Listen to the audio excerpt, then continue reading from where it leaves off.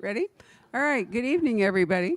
Thank you so much for coming out tonight. It's really a pleasure to have Ted back because before COVID, he came to us several times in his role at Encyclopedia Britannica. In fact, the first time he came, we wondered if anybody would show up, and we were mobbed.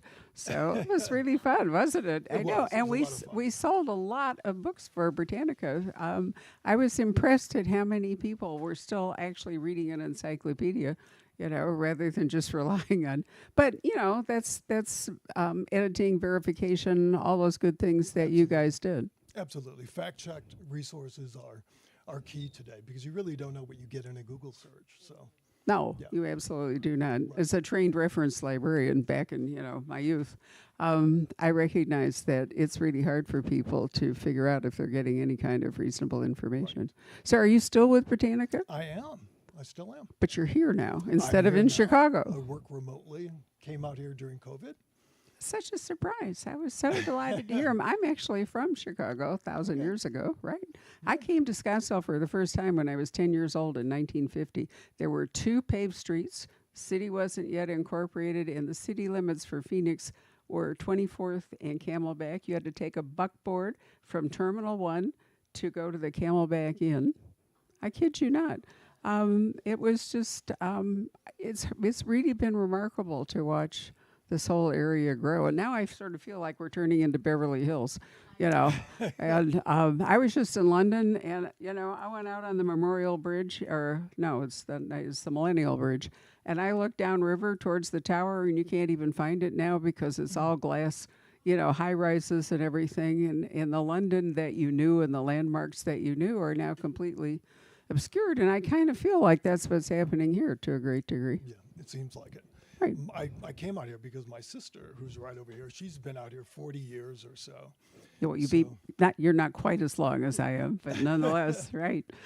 Wonderful. Yeah, sure, you're going to have to do that. sure. So, when I saw the title for this book, I have to say I really didn't know what to expect. And unfortunately, while HarperCollins, and I give them credit for this really nifty photo opportunity behind us, which they created for the American Library Association, and then thought that we'd like to have it, which I think is great. Um, where was I going with that? Sorry, I lost my train of thought That's all of a okay. sudden. That's okay. What was I talking about? Come on, seriously. Oh, the title. yeah. Thank you very much. Okay, The no, I'm genesis of I'm the back. book. I'm back. Right. It isn't that your memory goes in old age. It's just the retrieval system takes longer to get there. But anyway, I didn't know what to expect, and they did not send me, as they usually do, an advanced reading copy, which is a really helpful thing if you're going to be talking to somebody. So when I opened it, I thought, is this really going to be kind of hair? But it actually turns out to be terrific history and quite a lot of science. Hair, as it turns out, is more durable in many ways in terms of DNA and other kinds of things than other stuff that gets left behind. Yeah, it's incredibly rich, and that's what I'll be talking about in a few minutes. It's incredibly rich in meaning and uses. It plays such a vital role in our social and cultural lives. But what I discovered is that it plays a constant role in our history. You bet. And that's what I think was surprising to me. Probably the first time I began thinking about this book was back in the 1980s. So it goes back a long time. Because through a strange confluence of circumstances, I had a chance to have a private dinner with Barbara Bush. She came through town. She was stumping for the Reagan Bush ticket. And her handlers couldn't find anyone to have dinner with her. And I just happened to be around. And so they grabbed me and they said, "Would you like to have dinner with Barbara Bush?" I said, "Well, of course." So had a private dinner with Barbara. I call it my date with Barbara Bush. It was an intimate affair, just me and Barbara and 7 personal handlers and Secret Service agents. I was going to say, I'm sure the Secret Service wasn't present at all. Exactly. But she couldn't have been more charming. A delightful lady, self-deprecating sense of humor. And I always remembered she used, it was a common line in her stump speech at that time, but she used it over dinner. She said, my time on the national stage is making a lot of white-haired, wrinkly old ladies tickled pink. And she was said, again, such a nice laugh about her, and she was so easy to be around. She was just charming. But from that, I always followed her career. Remember, she had an astounding 12 years association with the White House. And then the science of this idea, could your hair really turn white overnight due to stress or grief? And I'll talk about that in a few minutes, because that supposedly is what happened to Barbara. And so that was kind of the genesis of the book, going back to the 80s. And then just years of reading history and filing away all these examples of how hair weaves itself, forgive the pun, into all aspects of our lives and our history. I should have been prepared for this, because there was actually a very good book, or maybe it's an article, I can't remember which, published about Beethoven's hair. Because forever people were trying to figure out why Beethoven lost his hearing, and so dramatically and at such a young age, which is truly a tragedy for, for a musician. And there were all kinds of speculations, but one of the strong ones was that he was a big red wine drinker, and in order to make cheap red wine, arsenic was involved. Right. And so, there was lots of speculation, but then they found somewhere, obscurely, because funeral customs, especially for celebrities, often involve cutting off locks of their hair and passing them around, So anyway, they found a lock of Beethoven's hair that actually had a provenance, so they were sure it was Beethoven's hair, and when they tested it, they did indeed find that it was arsenic that had done this to him. And so I should have figured out when I read your book how much of it was going to be devoted to solving numerous questions. Like, I love the one, was Lincoln really the first president assassinated, or was it actually Franklin Pierce? Or Zachary Taylor. Was it Taylor, not Pierce? Taylor, Oh, Pierce, okay, right. Anyway. But it was hair analysis, and you all will find that out in the final chapter. He was not assassinated, but that was one theory, that he was poisoned with arsenic. And it was only by removing his body out of the crypt back in the 1990s and actually testing his hair that we found out, no, the level of arsenic was high, but arsenic was in everything in the 19th century. But it wasn't high enough to kill him. But it was only after removing his body and testing his hair.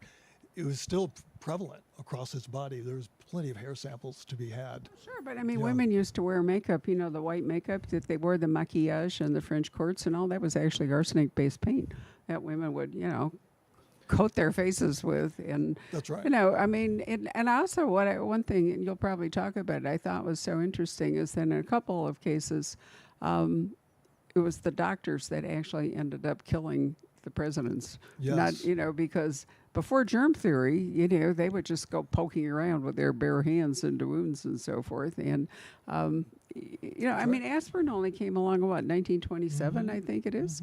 And puerperal fever, that terrible childbed fever that killed so many women, was because the delivery people didn't wash their hands. So they would go from one delivery to another, covered in germs. Yeah. So, it's a reminder, your book, of how recently we have actually learned about bacteria, germs, medicine, Absolutely. The whole bit. I have a long chapter in the early part of the book on Lincoln.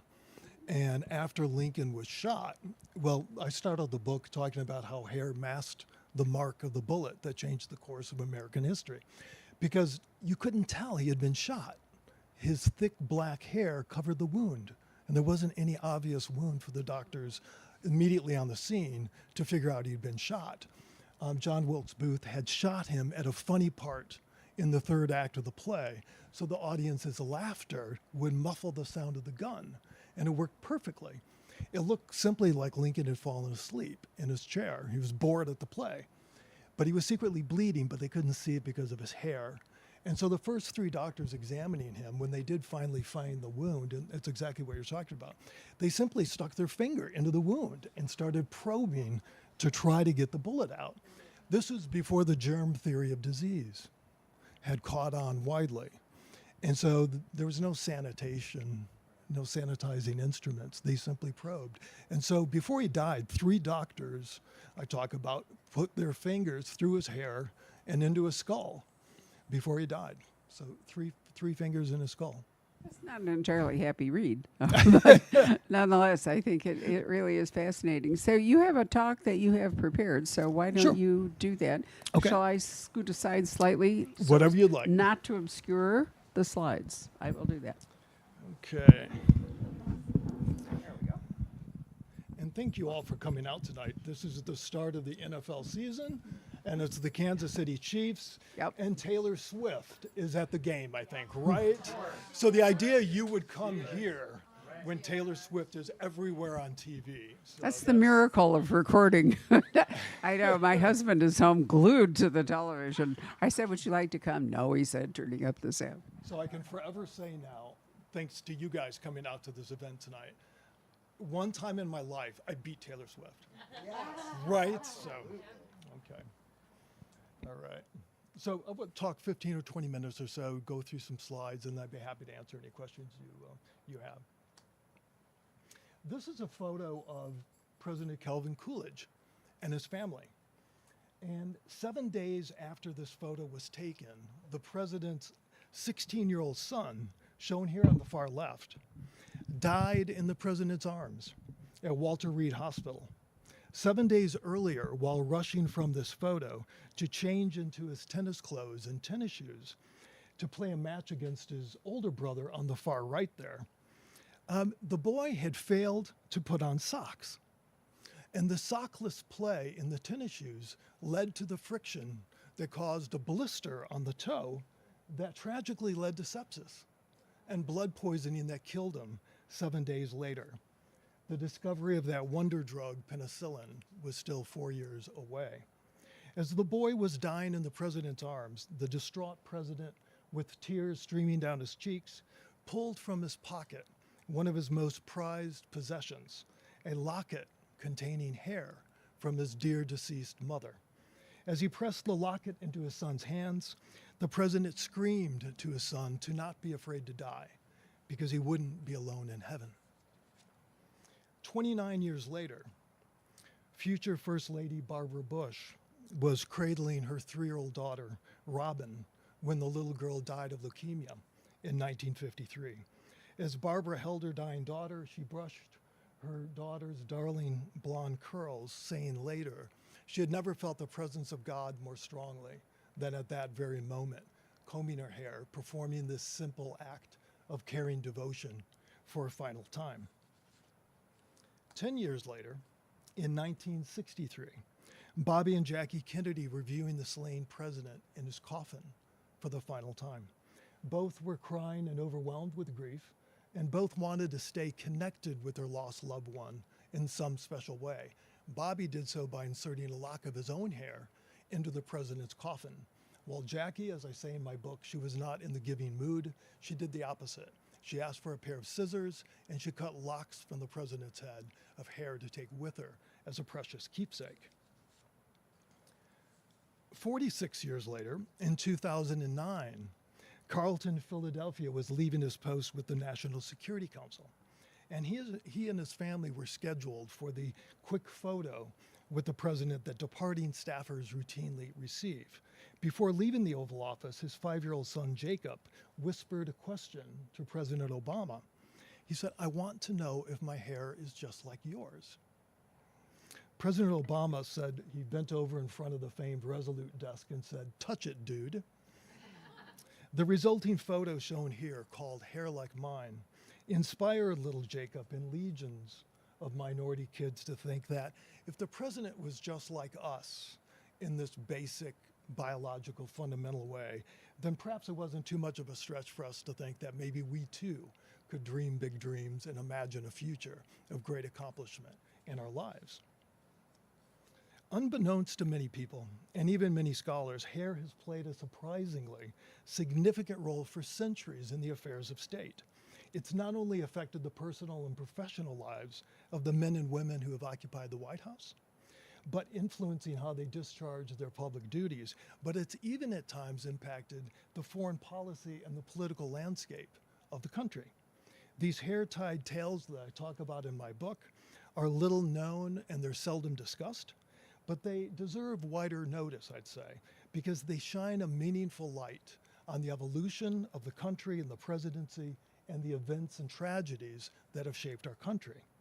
Moreover, given the ubiquity of hair as a feature of life that everyone, everybody, everyone, everywhere can relate to, such stories help personalize the past in a more intimate way, offering us a novel manner of learning from history that's refreshing, rewarding, and even moving.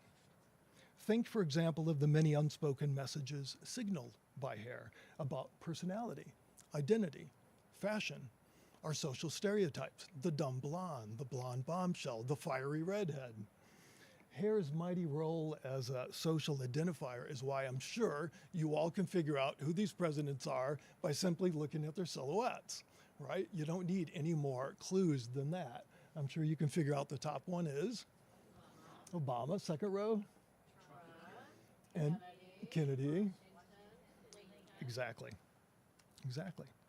In fact, hair's ability to signal unspoken messages was why George Washington, contrary to popular belief, refused to wear a powdered wig, because he thought wigs reflected the pompous trappings of monarchy and kings, and that he, as leader of the world's newest republic, would be signaling the wrong message if he wore one. And he did, however, powder his hair white, which was then a common sign of wealth and social distinction. And it's from that powdering of his own natural hair white where we get the misconception that he wore a wig. But if a particular hairstyle signaled the start of a presidency, it's also signaled the end of someone's presidential career. For example, when Vice President Al Gore lost the agonizing election of 2000 to George W. Bush, if you remember, what did he do? He disappeared from the limelight and he grew a beard. To political pundits of the day, you might remember the hairy change in Gore signaled one important thing: his retreat from presidential politics. He was done. In fact, we haven't had a bewhiskered president since that chap, William Howard Taft, and his curly mustache in 1913. It was then, during the Progressive Era, that the feeling arose that America, coming off the dirty and dusty 19th century, needed to clean itself up, and that a clean-shaven look, where infectious diseases like tuberculosis could not hide and fester in one's facial hair, was a better look for the new male on the move at the dawn of a new century on the verge of the auto age, and it better reflected the soberness and the seriousness we wanted in a modern president. And if President Trump wins re-election in the fall, his Vice President J.D. Vance there, and his beard will be but a heartbeat away from finally ending the 111-year prejudice against presidents with facial hair. But think too of the centuries-old tradition of collecting hair, as Jackie Kennedy did, as an intimate, tangible keepsake and a way of staying in touch literally with folks we've loved, admired, and lost.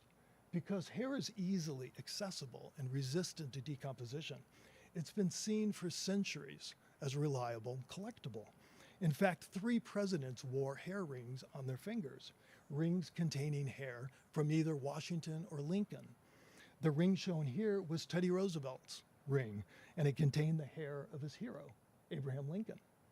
All 3 rings were given, interestingly, by the same man, John Hay, who was a personal secretary to Abraham Lincoln and later Secretary of State under 2 presidents. The rings really reminded each president of their proximity to greatness, literally, and inspired each president to discharge his public duties in an honorable way, befitting the greatness of Washington and Lincoln. Now, collecting hair might sound bizarre today in the 21st century. I think particularly with younger people, it sounds very creepy, I think, to a lot of folks. But in centuries past, asking for a celebrity's, a famous person's hair, was a gesture of respect. It was as common as asking a celebrity for a selfie today. And in our age of celebrity obsession, not surprisingly, the plumage of the famous can sell for big bucks. A chunk of Elvis's hair sold for $115,000 not too long ago, and for sale right now online is a large chunk of Marilyn Monroe's blonde hair, cut just hours before she sang her breathy, seductive version of Happy Birthday to John Kennedy in 1962. The chunk of Marilyn's hair for sale is described as a large, flirty swoop. And that large, flirty swoop can be yours for the modest sum of $315,000. And anyone who pulls out their phone right now and buys the hair, Barbara will throw in a free book. This photo, by the way, is the only known photo of John Kennedy and Marilyn Monroe together. That also shows Bobby Kennedy on the left. Why? Because the FBI, the CIA, and the Secret Service confiscated all the images they could find. This one got through. But think, too, of the many times in history that hair has reflected political control, power, and protest. From the short-haired flappers of the 1920s, the shaved heads of the Holocaust victims, the long hair of the hippies of the 1960s, and even the shaved pates of skinheads and Me Too activists. Nothing really better reflects one of the themes running throughout my book, that hair is seldom simply hair. But if hair has reflected these historic periods of political control and power and protest, the lack of hair has even served to inspire political support in a dire time of need, even affecting American foreign policy. When Benjamin Franklin first went to Paris in 1767, he dressed like other men of significance of the day in a powdered wig and a fine suit. But when he returned to Paris as our minister to France in 1776 on the right, he did something radical. He refused to wear a powdered wig. Instead, he wore a simple fur hat. Well, this shocked the political class at the time because wearing a wig was a diplomatic protocol at that time. The French public, however, absolutely loved it. They even began to see the hat as a symbol of America itself, American innocence, its bucolic charm, its untamed frontier, and its exciting experiment in freedom from an old world empire, England. It even set off a fashion craze. Women in Paris began to wear special wigs designed specifically to resemble his famous fur hat. Called the coiffure à la Franklin, it's arguably, as I say in my book, the most politically consequential hairstyle in history because it led directly to the support for America and the treaty with France that were critical to our victory in the American Revolution and the survival of that new country called the United States. And then, as Barbara was talking earlier, there's DNA, also extractable from hair. DNA that's rewriting the history books and especially the chapters on the private lives of the presidents. Without DNA, we wouldn't, probably Bill Clinton would likely never have been impeached because we could never have tied him to Monica Lewinsky's notoriously stained blue dress. Without DNA, we wouldn't know that Thomas Jefferson likely did father the children of his teenage slave, Sally Hemings, radically changing how many people view the founding fathers today. We wouldn't know that President Warren Harding did indeed father a child out of wedlock in 1919. And we wouldn't know that Andrew Jackson and Zachary Taylor did not die from lead, mercury, and arsenic poisoning, as scholars had long claimed. But if hair has the ability to help clarify historical mysteries, it also has the ability to cover them up. And a great example of this is a story that sheds light on the Biden administration and its rather reluctance to be too candid with the public about maybe the real medical state of the president. In 1893, President Grover Cleveland was diagnosed with oral cancer, and he quickly needed surgery. But the White House then, like the White House today, was reluctant to release this medical news to the public for fear of undermining public faith in the president's ability to lead. So the White House simply lied. It lied to the public and the press. It said the president was going to take a 4-day fishing trip on a friend's yacht. And the president did disappear on a boat for 4 days, but he didn't go fishing. The secret surgery occurred on the moving boat instead. An incredible feat done in 90 minutes in which the doctors gave the president a topical anesthetic of cocaine and then removed the tumor through his mouth along with 5 teeth and a portion of his jaw. And the key to keeping the public in the dark about the operation, in addition to disparaging a poor chap of a reporter who stumbled on the real story, was hair. By no means could the surgeons remove the president's trademark signature walrus-like mustache because hair was critical to the cover-up, and it worked for 2 decades. Now, 2 of my favorite figures in the book, one we talked about a little while ago, was Barbara Bush and John Kennedy. That's Barbara on the right, not on the left. Barbara, you might remember, as I mentioned a little while ago, had an astounding 12-year association with the White House, 8 years as wife of the vice president, and then 4 years as first lady, during which time she was second only to Abraham Lincoln as the most body-shamed person in White House history. You might also remember the comedian Phil Hartman, who repeatedly played her in drag on Saturday Night Live, and her signature white hair and grandmotherly look nearly always formed the punchline of the jokes. But Barbara is associated with something called the Marie Antoinette syndrome, which is when someone's hair suddenly turns white due to stress, grief, or fright. This supposedly happened to the French queen due to the stress of her imprisonment and pending execution by beheading. That would upset a lot of people, I think, in 1793. And it supposedly happened as well to the 28-year-old Barbara Bush due to the stress and grief of the death from leukemia of her 3-year-old daughter Robin in 1953. Now, Barbara, by the way, it also supposedly happened to bombing victims in World War II and POWs in Vietnam, like John McCain. Now, Barbara always denied the reality of her hair suddenly turning white overnight from this painful chapter in her life. But her family and friends did not. They noticed it, they noted it, and they even wrote about it. And doctors, too, for centuries have denied the reality of this syndrome, relegating such stories to legend and folklore, something writers and filmmakers from Shakespeare to Spielberg could use as a convenient symbol and sign and trope of stress and grief, but not something that existed in reality. And they've denied this until recently. In 2020, researchers at Harvard finally discovered a compelling tie between stressors and a sudden loss of the pigment color-producing stem cells in our hair follicles, meaning stress and grief likely were the cause of the French queen's sudden white hair and the signature white hair and rather grandmotherly look of one of the most admired and liked, but mocked and lampooned first ladies in American history.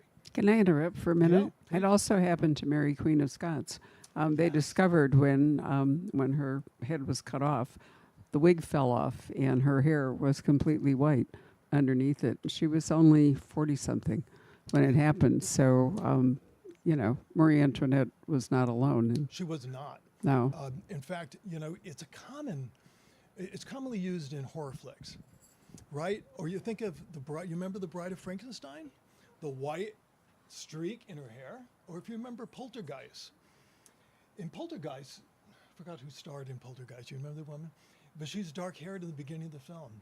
She then rescues her daughter from the demons, from the poltergeist, goes through into the afterworld and through her home, and then she rescues her daughter, brings her back successfully.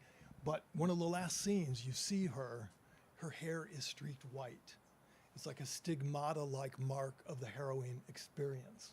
So it's been used, in Bram Stoker's Dracula, Jonathan Harker, his hair in the 19th century novel is turned white overnight when he witnesses his wife's encounter with a vampire.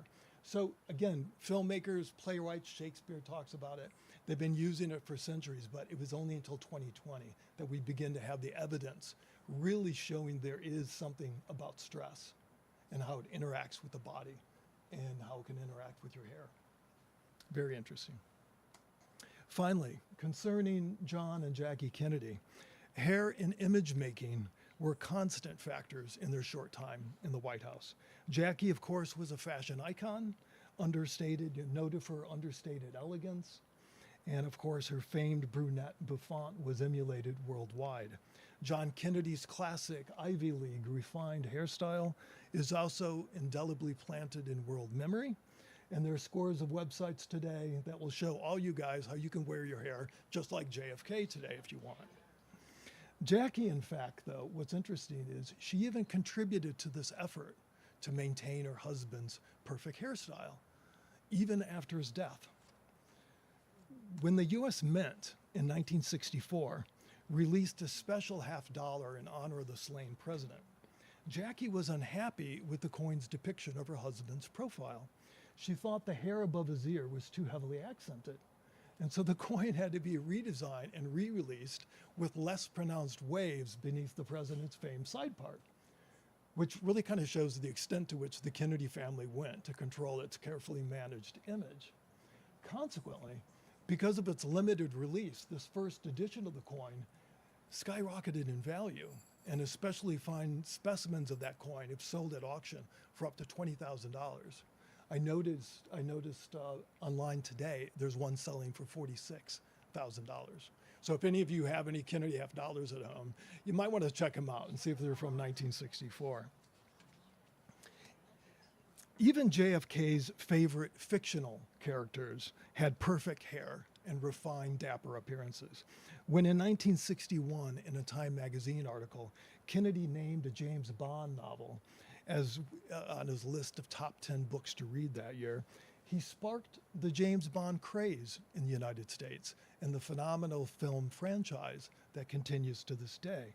Kennedy, in fact, was so obsessed with the fictional macho man of action, the 007, that his CIA even tried to recreate the special gadgetry found in the Bond stories, like the cool homing devices that can fit into suitcases and under the chassis of cars. It was a case of life imitating art, right? Like when gangsters go to mafia movies for tips on how to talk, walk, and act.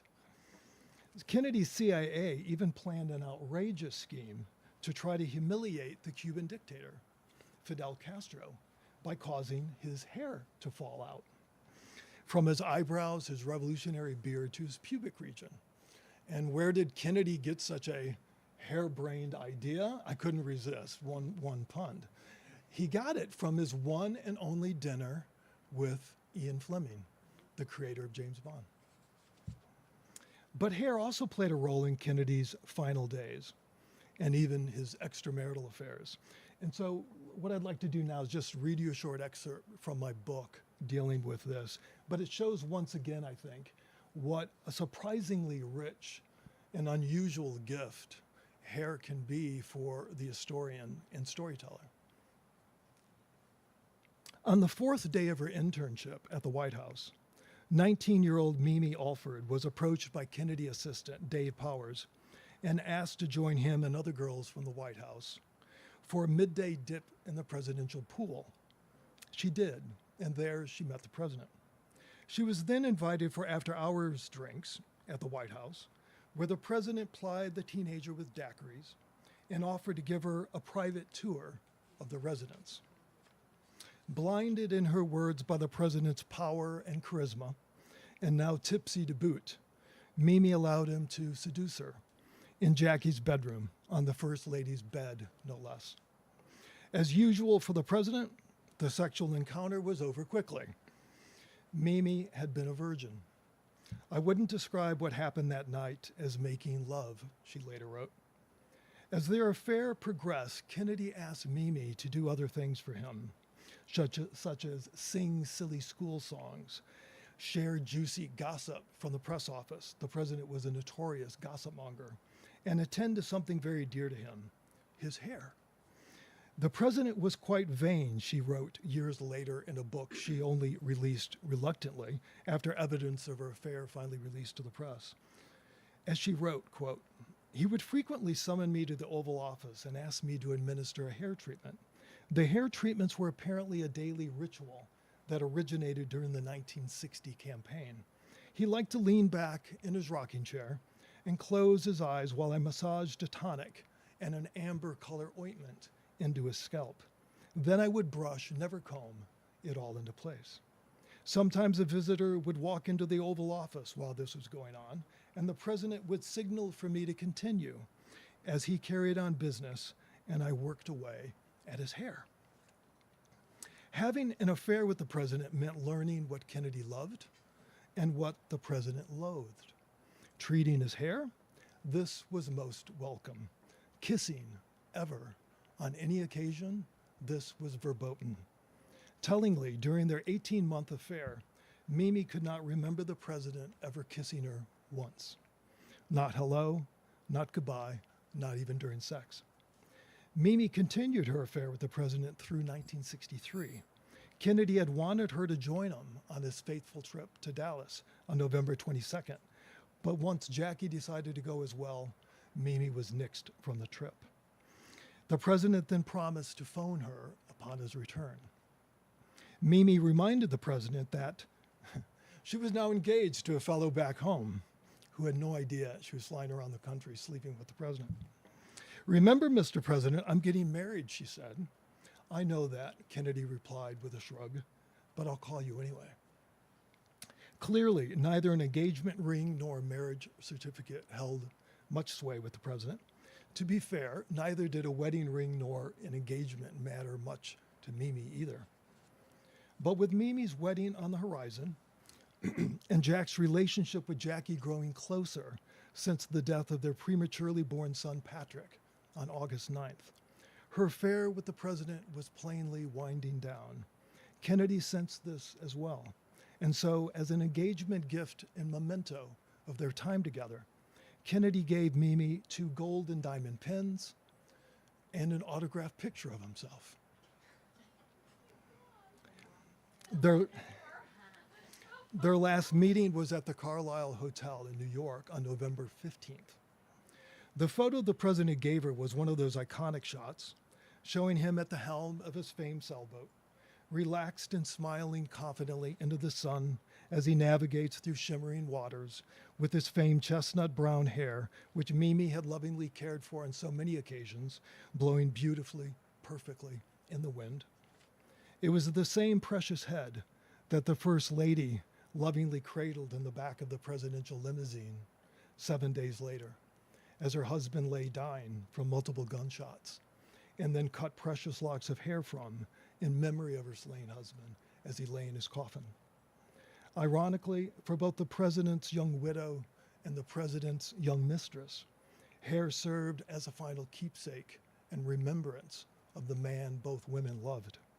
It was a fitting ending, the Kennedy saga in a nutshell, complicated and ugly and moving all in one. Thank you. Well, anybody like to ask questions? Feel free. Raise your hand. No? We're all sitting here wondering about our hair. Dig up all this dirt. People sweep it under their hair, and then you comb it out. It really is 40 years of reading history. And just mentally, I would just file away these notes in the back of my head, thinking there's a pattern here. I keep on, like the death. The Kennedys, the last thing they did, I had no idea until I was reading some biography, the last thing they did when viewing the president was tied to hair. Or having dinner with Barbara Bush, and she mentions her hair. And then reading that the last thing she was doing when her daughter died in her arms, she was combing her hair. And that changed her. Calvin Coolidge, the photo I started with, President Calvin Coolidge was never the same after his son died, his 16-year-old son died. He wrote in his autobiography that the power and the glory of the presidency died when my son died. And when he had a chance to run for re-election in 1928, he said, "No, I have no interest." And many people, there are scholars, it's greatly debated, but many people hold Coolidge responsible for not doing more in the 1920s during the heyday, the Great Gatsby of the great party of the 1920s, to do more to head off that great hangover called the Great Depression in 1929. And why didn't he do more? A lot of people say because he was clinically depressed. He never recovered after his favorite son, his 16-year-old boy, died. And he had this depression. He didn't sleep well. He was on a lot of medication, and he had no energy. And so some people trace the fact that he didn't do enough to kind of stave off the Great Depression because of the death of his son. All that's very interesting. It gets very, very deep. And the fact that he carried around in his pocket a locket of his dear mother's hair is very interesting. You know, last week I was at another great independent bookstore, Politics and Prose. I was speaking there in Washington, D.C., and that's just a few blocks away from the Holocaust. And I was talking during that talk a little bit about the Holocaust Museum, because a great example of how hair is just not simply hair is when the Holocaust Museum in Washington opened, it received a shipment of 20 pounds of human hair shaved from the victims of the Holocaust who had died at Auschwitz. Auschwitz Museum had sent it to the museum. The men operating the museum were quite excited to receive this moving display of barbarity, and they wanted to immediately build a display for it. We need to get this out ASAP. It was the women at the museum said, wait a minute, no, we're not comfortable with this. Hair is different, they said, and they argued in a lot of meetings that lasted for months. Hair is not like another display of shoes taken from victims of the Holocaust and piled up.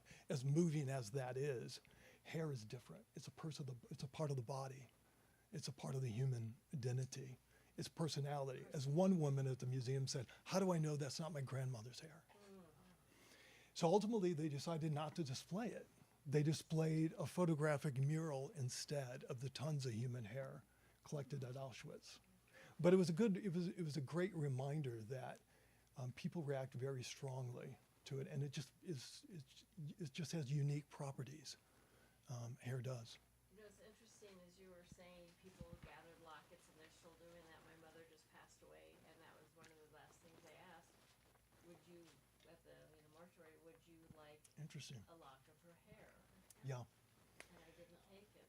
Yeah. I have plenty from her brush, but that was just interesting to me. Yeah. That had somebody clearly, this is still going on where it's such a meaningful. It is, particularly in our age of celebrity obsession. A lot of people are collecting hair and trying to sell it. I mean, when you read the book, you'll see that everybody was clipping Abraham Lincoln's hair even before he died. When they moved his body from Ford's Theater across the street to Peterson House, where you have this 9-hour death vigil, when really the doctors can't do anything to save him. He's going to die. They just had to make him as comfortable as possible. During those 9 hours, he's still alive. Some 60 to 90 people visited Lincoln's deathbed. Many of those people came with scissors, and they were cutting away at his hair. The doctors were cutting away at his hair. Visitors, cabinet members were cutting away at his hair.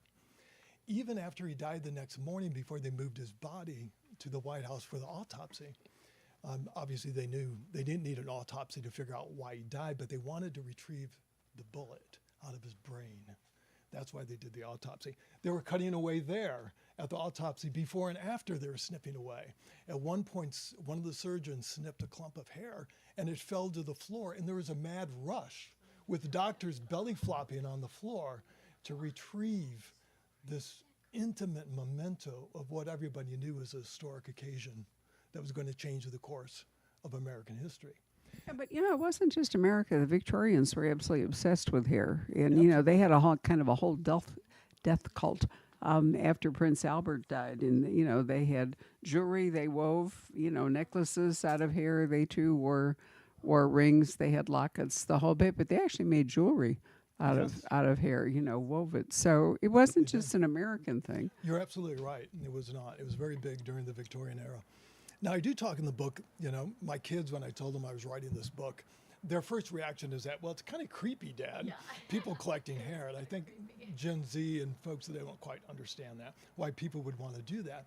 And one of the things that kind of killed the popularity of hair relics was around the turn of the 20th century, right? 1900. Why? Because another method was becoming increasingly available to the masses at that time for remembering your loved ones. Photography.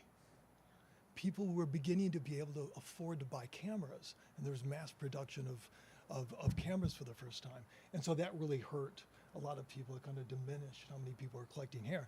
But I did agree with my kids. Yeah, it can be kind of creepy. There are some creepy examples I talk about in my book. I think the dark clump, the 19th century hair wreaths are yeah. And the dark clump of black hair from Michael Jackson that was fished out of the dirty shower drain at the Carlisle Hotel. Okay. At the Carlisle Hotel, in New York, and that sold for $11,000 in 2011, is rather disturbing. But creepier still is King Charles, who ruled in the 1660s in England. King Charles had a twin passion for wearing wild wigs and cavorting with wild women, which led to a dozen or so out-of-wedlock children. But he wanted to combine his twin passions in life. So he wanted to make a wig in honor of his many inamoratas, his many mistresses, and their, let's say, contributions to the monarchy. Let's put it that way. But the hair he collected for the wig came not from the ladies' heads, but you get it, but from their private area, from their nether regions. And the resulting wig became a highly coveted curio in England and Scotland, and it was stolen through the ages by assorted male sex clubs in Scotland. And if you follow the footnotes in my book, you can learn a lot more details about this rather unusual sex and hair relic. But yeah, so I do agree with my kids. There can be some rather creepy examples of it too. Anybody else have a question? Hopefully not creepy.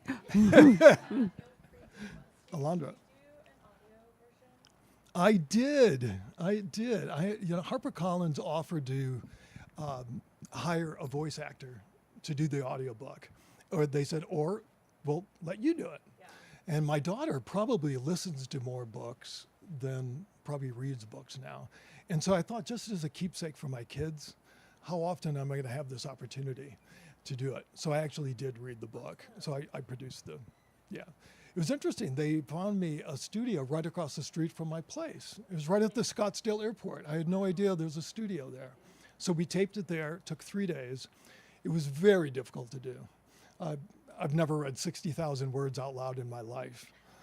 But I think the visuals are important with this book. So, while I'm not opposed to audiobooks at all, I would do both, but it's nice to hear Yeah. read the book.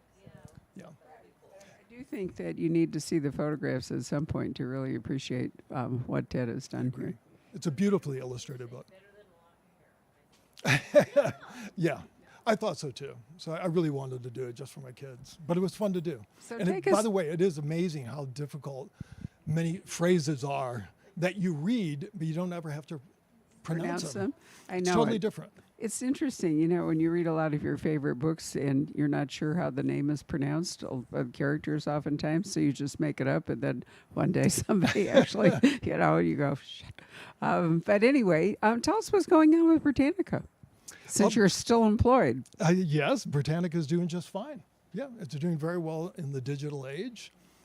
Very exciting time. We've products in 20-something different languages around the world. We're doing extremely well. So instead of Wikipedia, you can actually use Encyclopedia Britannica, which, believe me, is more reliable. That was one thing we took away from your previous appearances here when we talked about Britannica. And so I use it now. I often do. If I have to look stuff up, I look it up on Britannica. Even the kids, they have the child crowd, whatever. Right. Well, when I was a child, back in the dark ages, it was a big thing when you were in grade school for your parents to buy you an Encyclopedia Britannica set as a learning tool. But, since they weren't easily updated, what they would do is they would print, little booklets that this is also true for years when I was in law, that we would get from Westlaw every year. We would get updates to the volumes, and they would always be printed things. You had to tuck them in the back, and then, you were forced to try to figure out whether the law you were reading had been updated, and you had to go look in the back. So clearly, reference works that can be updated online are way better. It is, and it's Britannica is a highly international company. And I might add, you mentioned how the hair collection was not just an American thing. It is a global phenomenon, particularly in the Well, Victorian we didn't era. even talk about the Chinese. We didn't talk about the queue as the Chinese Absolutely. pigtail. That was a huge symbol for the Chinese during, I think it was in the colonial era or whatever it is, but a Chinaman was not actually allowed to cut off his pigtail. That's right. In Japan, my daughter has a house in Japan. And in visiting her, And you'll notice this story in the introduction where I talk about the symbolism of hair and its uses and meanings throughout the centuries. That in Japan, it's a tool of nationalism. Hair is a tool of nationalism and cultural conformity. When I was there, I was following the end of a trial which had been going on for years, a court case. A young girl, middle school or early high school equivalent, sued the equivalent of her school district so she could stop having to dye her naturally brown hair black to conform with the black straight hair of all other Japanese students. The schools had forced her for years to dye her hair, and the parents could not get the exemption to stop the dyeing. Some parents, if you have naturally curvy hair in Japan, you'll have to prove with signed affidavits and show pictures of your kids over time to show they really did have curly hair and they're not using a curling iron or its extensions or something. But in this case, her years of school mandated dyeing had caused a horribly painful rash on her scalp of scabs down her scalp, and it was just so painful she couldn't continue dyeing her hair. And so she sued. It took many years through the Japanese courts, and she finally won a meager amount for damages, but the courts confirmed the right of the Japanese schools to mandate conformity in hair. The other example I talk about in the introduction is a more vicious example of coif conformity, and that is in 1974 on the Caribbean island of Dominica, a very small island in the Caribbean. They passed what was called the Dread Act in 1974. The Dread Act made illegal the wearing of dreadlocks, which were then seen as spurs to uncivilized behavior, like smoking marijuana, practicing socialism, practicing Rastafarianism in the largely Catholic country. The island is largely Catholic. As a result, dreads, as they were called, were hunted down by police patrols, chased into the mountains. 21 of them were killed, and those who were not killed were arrested and jailed and given forced haircuts.